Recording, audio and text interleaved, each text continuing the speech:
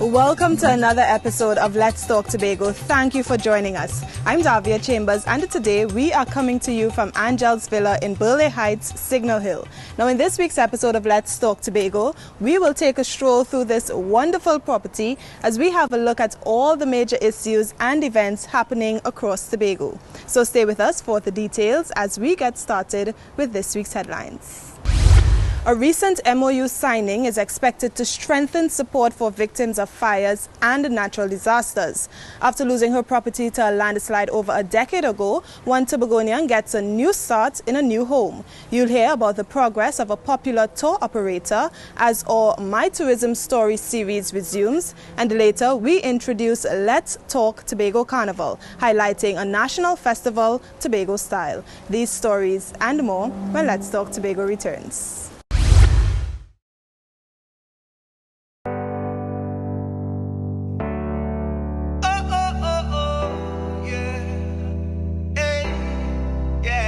Times. Summer car done, summer car, summer car done, summer car, summer car done, summer car, summer car done, summer car, summer car done, summer car, summer car done, summer car, summer car done, summer car, summer car done, yeah, summer car. Angelle's Villa is a great option if you're looking for private, family-friendly accommodations for a short stay or maybe a long vacation. It's owned by Carl and Angela Williams, who returned home after living abroad for 24 years before getting into property rentals. Now, a recent agreement signed by the Tobago House of Assembly and the Commission for Self-Help will help many families in need rebuild their lives. In this story from Omodara Mills, she explains just how recipients are expected to benefit from this collaboration. Here's more. Organizations like the Lorna Lashley Save the Children Foundation know that home construction makes a big difference in the lives of those in need. The foundation is pleased to be one of the recipients of a Memorandum of Understanding between the Division of Infrastructure, Quarries and the Environment and the National Commission for Self-Help Limited. The formal agreement lays the groundwork for CBOs and NGOs like the foundation to benefit from the Commission's construction grants. They'll also get engineering and labor assistance from the Infrastructure Division. Lorna Lashley, who founded Save the Children, is grateful for the self-help support. Works such as the installation of windows and doors, tiling and painting of the building will ensure there's a safe place for children who are in need of rehabilitation. That is a good idea because people like me, thinking of myself, that I had a great idea that I would do this for my country, but I couldn't do it alone. And so that when self-help came in, they gave us quite a boost. Through the M.O.U., people whose homes have been affected by natural disasters and fires will get assistance in rebuilding their lives. People like the Hislop family of Spence Trace Mason Hall. The Hislop brothers are relieved to be receiving a grant from self-help. Their home was destroyed by fire around Christmas time in 2018. Receiving this grant, it takes off some of the pressure and some of the negative emotions you might have about losing everything, and it signals a starting place where you could see, well, okay, I can start to rebuild. So receiving this grant offers that opportunity to start to rebuild. The grants are in the form of purchase orders of a certain value redeemable at suitable hardware stores for building materials. Construction works will be carried out by skilled employees of the THA's Unemployment Relief Program, URP. With this M.O.U., we have a greater range of projects that we can supply labor towards and expertise, because the way we've been doing our projects at URP now is not just run in and try to do a thing. We properly scope with the use of an engineer, a construction team.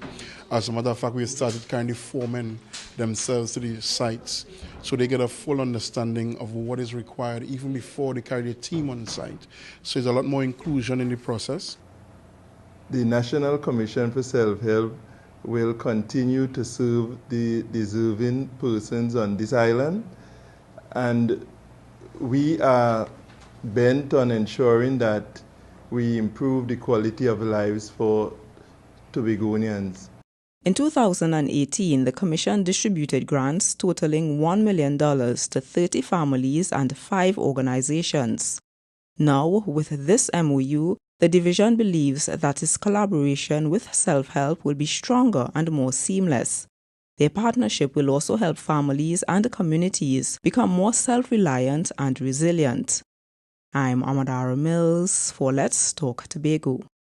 The property was named after the owner's first daughter. It was constructed in 2006 and features 3 apartments that can be rented separately. We move from Signal Hill to Castara now, where one resident has waited more than a decade for a new home after her old one was destroyed by a landslide. As you see in this story, her wait is finally over. Have a look. When Pamela Toll's home was destroyed by a landslide in 2008, she had to resort to renting. More than a decade later, she's finally a homeowner once more. The Division of Settlements, Urban Renewal and Public Utilities formally granted Pamela her wish at the Castara housing scheme. We had us to move. I had went up by my mom for some time, and then the secretaries and them came into Palliative and they look at the place and they say we had to move.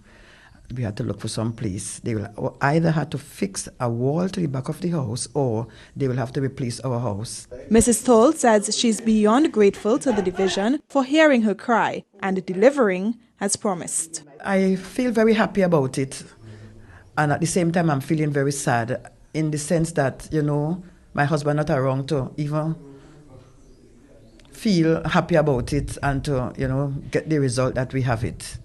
The Department of Settlements is the arm of the Tobago House of Assembly that provides affordable housing for Tobagonians. Settlements Secretary Assemblyman Clarence Jacob says he is satisfied that Mrs. Toll can live in comfort. There was a commitment that the THA had to issue a house to Ms. Toll because of the damage that was done to our original dwelling house. And I saw it fit that after hearing numerous cries from Ms. Toll, week after week, landlord calling, other family members and Tobagonians calling. And today I'm really happy to know that after a year and a little bit, Ms. Toll has her own area that she could call her own. The house features 3 bedrooms, a bathroom, a kitchen, and a living area. Angelle's villa's 2-story design makes it ideally suited for large groups. The ground floor houses the kitchen, living room, 2 bedrooms, and a laundry room. On the upper level, there are 2 large bedrooms, each with its own private bathroom and a garden balcony view. From the indoors to the outdoors, working in the fishing industry can be risky business. But now fishermen have access to a special loan facility that will enable them to repair, maintain, or upgrade their fishing equipment so they can keep their livelihood going. Here's this story. The Agricultural Development Bank, the ADB's Tobago branch, is enabling fishermen on the island to expand their businesses. They've been granted a new type of fishing loan, which was recently launched. This loan will cater to the special needs of fishermen on the island. The key objective of this Seat of Shore loan product are as follows: to introduce a specific loan package that provides support to fisherfolk in the artisanal fishing subsector, to promote and encourage the adoption of sustainable fishing practices, to ensure market share from the existing artisanal fleet and value chain while promoting a modernization of the sector, to encourage a savings mentality to help with the day-to-day living standards of our fisherfolk, and to contribute to the economic growth and employment generation through poverty reduction. The ADB is ensuring all fisherfolk are fully equipped before hitting the seas. We also had discussions with private stakeholders in the sector, and all borrowers will now be afforded a discount card where they can access special discounts on the supplier end when they are purchasing their fishing equipment. To qualify for a sea-to-shore loan, you should have the following. You must be a citizen or resident over the age of 18 or a company registered to conduct business in Trinidad and Tobago. We will consider existing past or new entrepreneurs in the sector, as well as those persons that are involved both on a part-time and full-time basis. You can use the money to purchase new and used pirogues and motorboats, to purchase new and used inboard and outboard engines, to purchase fishing equipment, to finance your working capital needs, and that is net construction, gas, ice, labor, even boat and engine maintenance, to repair your vessels and your boats. The Tobago House of Assembly has also committed to providing more opportunities for skill development and to encourage international accepted fishing standards. This includes updating the island's strategic plan for the fishing industry. The THA has been pursuing an ongoing program aimed at reorganizing and upgrading the fisheries industry. And this program places greater emphasis on the fish processing subsector. And to date, the THA has undertaken significant investments to provide new and upgraded infrastructure for fisher folks. This is the first loan of its kind offered to the fishing community in Tobago. I'm Crystal George for Let's Talk Tobago. Even as they were honored for their dedication at a recent function, workers are being reminded that they have a role in the country's development. This story is coming up after these messages. Stay with us.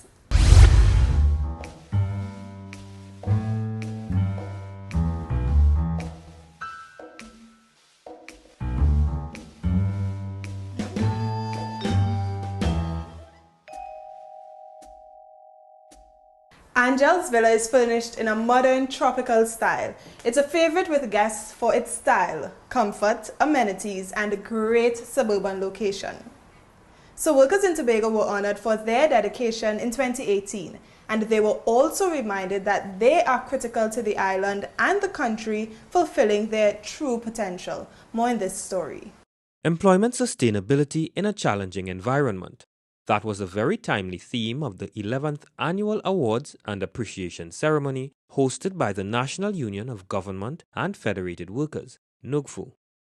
NUGFU members were honored for their hard work, enthusiasm and commitment. All in all, 2018 was an encouraging year for the union. I want to indicate quite clearly that the greatest development in the world is the human development. We are aware of the situation as it relates to employment. So notwithstanding the difficulties and the challenges that we had for 2018, our union was very fortunate that we had not lost as much members as some other unions would have lost. Among the awardees was the Division of Tourism, Culture and Transportation, Division of the Year for its successful rebranding of Tobago's tourism sector. And Secretary Zakia Murray, who works at the NUGFU Scarborough office, was Employee of the Year. Speaking at the function, Chief Secretary Kelvin Charles is reminding the workers that their efforts contribute to national development. I want to urge us tonight that as much as we have a lot to be thankful for, we need to rededicate and recommit ourselves to the development of this island, and by extension, the nation of Trinidad and Tobago. Community Development Secretary Marcelin Melville Jack says there is a need for a stronger private sector to drive the island's economy. While the Assembly must maintain a relationship of trust with the people of Tobago, it is starkly evident that this employment level is highly unsustainable. As a result, the Assembly has been working assiduously to create a conducive environment in which the private sector can thrive and create opportunities for residents to become self-sufficient, thereby reducing the dependency on the Tobago House of Assembly for employment. The NUGFU Awards and Appreciation Ceremony took place at Ravenel's Resort and Conference Center in Crown Point. I'm Kern de Freitas for Let's Talk Tobago. Angelle's also hosts small events such as baby showers, church gatherings, and retreats. And this patio is perfect for a small, intimate wedding celebration. Non-governmental and community organizations are key in developing communities, and one such group is earning praise for its contributions, including its latest project that focused on men. More in this story from Crystal George. This is the latest project of Kiwani Scarborough, its first ever Men Can Cook dinner. The theme is Bridging the Gap. Kiwani Scarborough was born in August 2001. It's the local arm of an international organization aimed at empowering communities through projects that help serve the needs of children. Kiwani's public relations officer, Marlon Brizan, says projects like this dinner provide an opportunity for togetherness. In Tobago is an island that is grounded in culinary roots. And the truth be told, most of the people who are exceptional chefs and cooks in Tobago are men. We wanted to create a synergy because the theme of the event is Bridging the Gap, showing the role of men in Tobagonian society as fathers, as brothers, as caregivers. This event was held under the patronage of the Chief Secretary, Kelvin Charles. The Chief Secretary believes events like this are critical in strengthening community life. An event like this evening's carries its own importance and relevance to our community and how we relate with each other. It's more than a cookout or even a competition. Events like these present opportunities for socializing, building team spirit, and sharing knowledge and skills. The Chief Secretary is applauding the club for its efforts. He says such organization facilitates much needed volunteer work. He believes being involved in community activities helps prepare young people for life ahead. Unfortunately, I'm of the view that our society has lost its passion and zeal for volunteerism, and we must find ways to bridge this gap. So that these groups, voluntary groups, comprise a mixture of age groups, allowing for mentoring and succession planning. I am sure that being involved in those organizations would have contributed to preparing me for the role that I now exercise and execute. The event was held at the Magdalena Grand Beach and Golf Resort, which was also a sponsor. I'm Crystal George for Let's Talk Tobago. In this next story, we resume our My Tourism Story series that highlights established entrepreneurs in the tourism industry. This week, the spotlight is on Frank's Glass Bottom Boat Tours. Have a look.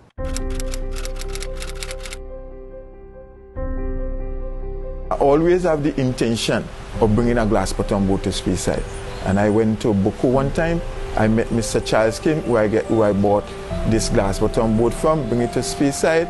And I did lots of repair to it, and there is where the glass bottom boat business started in Speyside. My name is Woodsworth Quincy Frank, better known as Quincy in the village.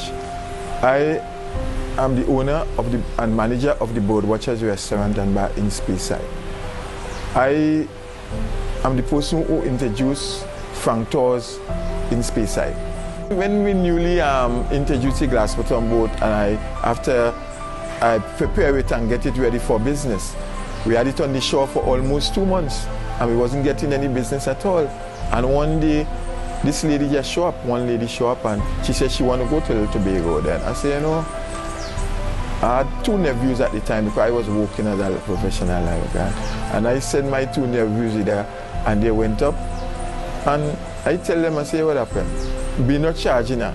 And we didn't charge her any money at all to go to Tobago. She enjoyed her trip, and after that, things just get different. Lots of people saying the reef was too deep and this and that. Well, I took a brochure down to Mr. Rendell Rossan, who at the time who used to be the owner of Tobago Travels. And when I took it to him, he also said, Frank, glass bottom boat can operate in Speyside, the reef kind of deep. But what happened is that one time the other group was coming to Tobago, and he called me and he said, Frank, we're going to give you a try. Give them a nice store on Little Tobago for me. Then I took them to Little Tobago, and myself, I gave them a nice store, a walk. At that time, it was about 24 persons. Then when they went back, they told him how it was so good. Then after that, we start getting 48, 50. Zolani, who is my son, he was on the boat from about 5 years old. I actually led my first store at the tender age of about 11 or 12 years. And I actually begged the guy to do it. I was like, I want to give it a try. And the first time I did a tour, conducted a tour, it was just a part of me. Started to present the tour to them. I got their attention, and that was something really good. They were all amazed at the knowledge that this young boy, have. Well, eventually he leaves secondary school and he decided to do it full time. So I do tours, general land tours and sea tours to Little Tobago, reefs, snorkeling, and whenever I go out there, whatever the audience like, I try my best to present it to them. Besides being a bird watcher myself, I have people who might go there and want to see other stuff. I always try to go in deep to make sure to make the satisfaction of the client. So it's something that it's just in me, the passion is just inside that automatically comes out. So I decided that I will give up the boat business to him and I will go to the restaurant because I was needed at the restaurant at the time. We serve lunch, we serve dinner. Our specialty is lobster. We used to have lots of tourists who used to come to the restaurant to ask about apartments where they can get or somewhere they can stay. So I decided to put a 3 apartment in the house to do the tourism business. I do have a lot of business that come through email, so I have to always be on point with technology. Coming into the tourism business, you're not just jumping in and things will just happen. It's a long-term investment, and you must read a lot because every day you learn something new, and always be willing to learn when you're coming into this business. My name is Woodsworth Quincy Frank, better known as Quincy in the village. My name is Zolani Frank, tour guide and operator of Frank's Stores, and that's my tourism story.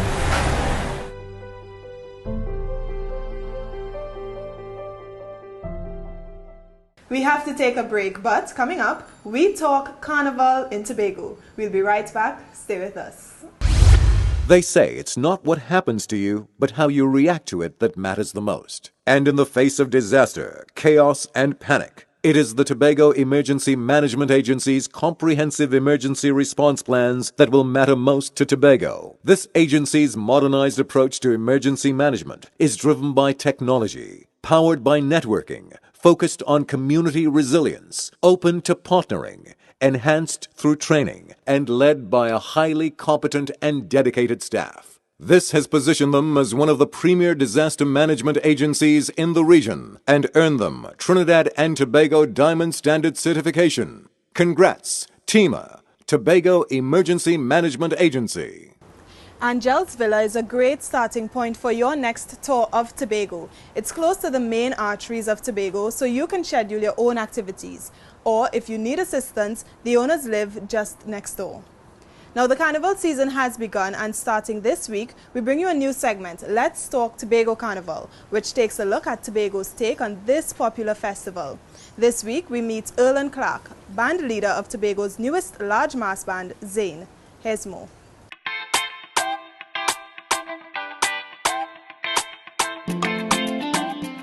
Trinidad and Tobago Calypsonian, the Lord Kitchener, once made this declaration on behalf of carnival masqueraders. The road made to walk on Carnival Day. And on March 4th and 5th, the roads of Trinidad and Tobago will be transformed into a sea of color, creativity, and energy. They'll be filled with masqueraders parading to the sweet sounds of soca music. In Tobago, masqueraders have many bands to choose from, including Zane Carnival. I saw the need in getting involved into the carnival space in Tobago by having a conversation with one of my good friends in Trinidad who actually is involved in carnival in Trinidad. So what happened is that he would have asked me why not be involved in the Tobago space, and by going and speaking to friends and so on, they said it's a good entity that they would be able to buy into. Birds of Paradise is their 2019 theme. Erlen is promising that masqueraders will have the time of their lives in Zane. Well, the concept is more or less Birds of Paradise. It came out from Call to Paradise. We were looking to something to twin it to a product that's already there, which we normally do, the entity. Opulence promotion normally do Call to Paradise, so we wanted to kind of twin it, and we decided, you know what, Birds of Paradise, and try to kind of get the flora and fauna of Tobago to get that involved and get the color and get the mixture of everything. And in regards to this section, we have the peacock, which more or less is the favorite for everyone. We have the ibis, and we also have the macaw. The band will be hitting the streets on Carnival Monday for Monday Night Mass and Carnival Tuesday for the Parade of the Bands, both in Scarborough. It's tremendous. We are getting a lot of buyings from Trinidad because one of the things that we're really promoting, it's a safer and a scenic environment in Tobago. So we have a lot of persons buying into the band from Trinidad and also Tobago, which is more or less first time. Most people are saying that, you know, they wait last minute or whatever to buy into something, but we have a tremendous buying. Actually, the peacock is close to sold out. Zane Carnival will be competing in the large band category.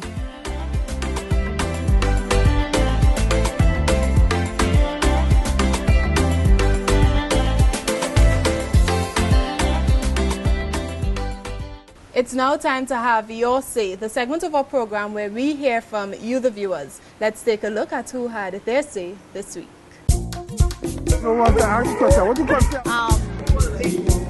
It was A. He's only spelling things. That's a quick question. Nothing. That's not, hold on. I'm waiting for the money for the question now. It's that time again. It's Have Your Say time again. And the question for today is, what are you doing to conserve water? Somebody said to me that there is so much water on the island or around the island that we aren't supposed to have any water issues. This is what you have to say. Try our best not to wash cars and keep your taps closed, check for leaks and so on. I think WASA need to fix the leakage because by WASA they're wasting the water by themselves. Fix the leaks and let me conserve water. Water is life, so we need to gather our water and secure everything that's possible. I have been wise enough years ago to install rainwater tanks. Storage, you need like tanks, you know, to get to store water, so because to me it's a limited time we having water these days. Use rainwater for your cooking and that kind of things, and use WASA water for washing and tidying up. Too much of rain does fall during the rain season not to save the water. Even if I have to pull buckets and have it there. Buy a couple more tanks.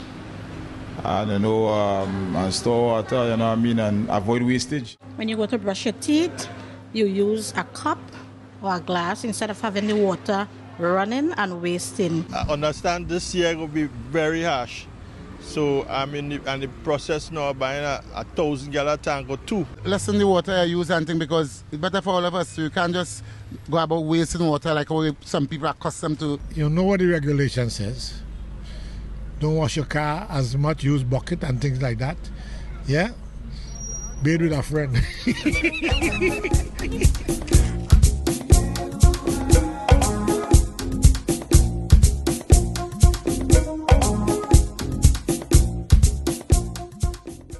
We close yet another edition of Let's Talk Tobago, and as always, we thank you for watching. Please email us with your comments or queries about the program, and be sure to visit our website, like our Office of the Chief Secretary Facebook page, and subscribe to our YouTube channel.